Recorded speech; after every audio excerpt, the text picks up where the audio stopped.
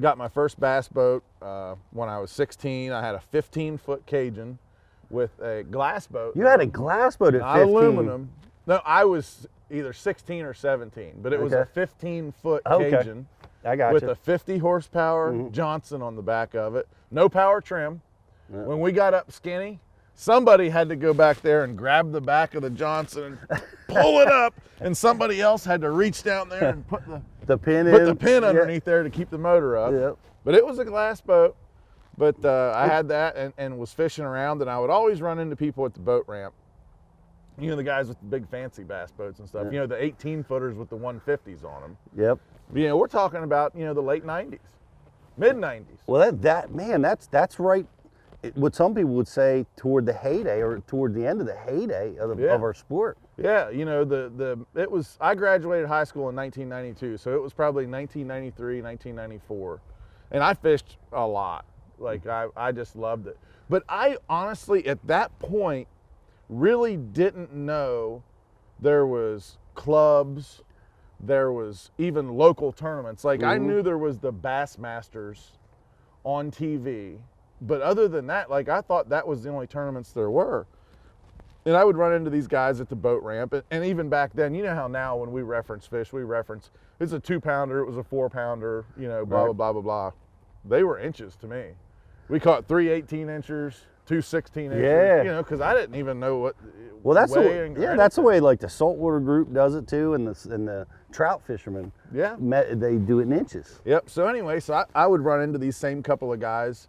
You know, you fish till dark or whatever, and taken out at the boat ramp at the local lake I grew up around, which was Deep Creek Lake, and you know, they would be like, "Hey, kid, you know, did you catch anything?" And we caught 2 18-inchers and 2 16-inchers and 3 15-inchers, and they're like, "Oh yeah, whatever."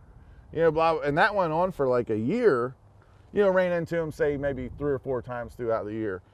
So the next summer, same thing happened. They asked me, you know, we ran into them at the ramp, and they asked me what we caught.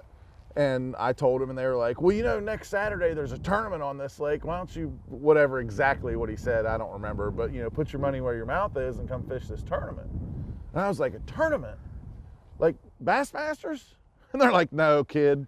But just there's a you know," and I was like, "You got introduced to it." Yeah, he was like, "It's $50 or $100 entry fee, team tournament, whatever." And he kind of gave me the little blah, blah, blah about it. And then I went to the bait shop the next morning and asked him about it. And they're like, "Oh yeah, here's the flyer."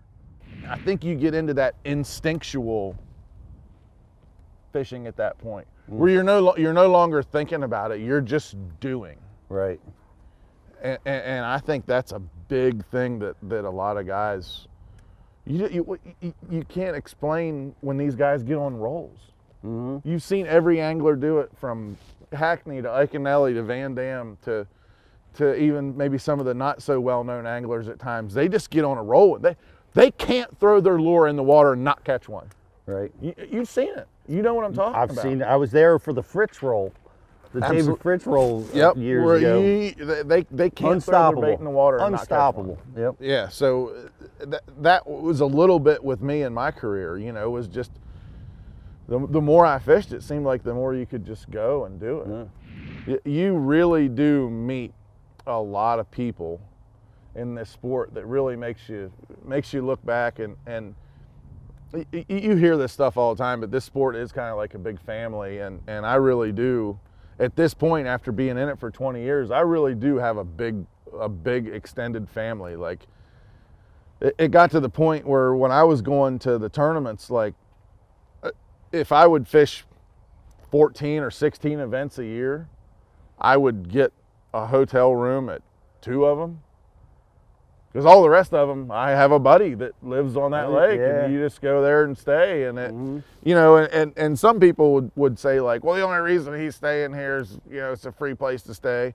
But it's really not like that. It's just that's the chance that we get to get together. You know what I mean? And there's I got people like that all over the country. And it's funny because, you know, the organizations would come out with a schedule, and you'd look at it and you go, I get to stay with Perry at Chickamauga, you know, and I get to stay with Jeff at Gunnersville. And, like, I'm looking forward to all year staying with Perry and his family at Chickamauga, and staying with Jeff at Gunnersville, and and Skip here, and yeah, I mean it's fun, because one of my favorite little tricks while I was my tenure as a fishing guide would be when inevitably you'd get 2 guys in the boat, and most of what we did was shiner fishing. Mm-hmm. So you get 2 guys in the boat, and for some reason, a lot of times there'd be one guy that was just a really cool dude, and the other guy would just be an ass. You know what I mean? Yeah.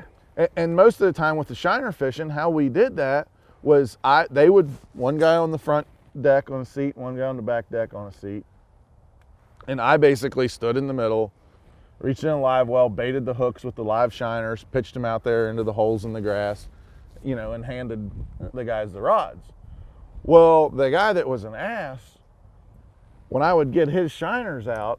Welcome to Bass University TV, an online video training course where you'll learn champion bass fishing techniques from pro anglers Pete Glusek, Mike Iaconelli, and their talented special guests. From on the water to in the classroom, you'll learn sound techniques and strong fundamental bass fishing skills. Watch hours of video content on multiple topics at your own pace for a low monthly fee. Cancel at any time. Information is power in the sport of fishing, so learn from the very best. Subscribe to Bass University TV today.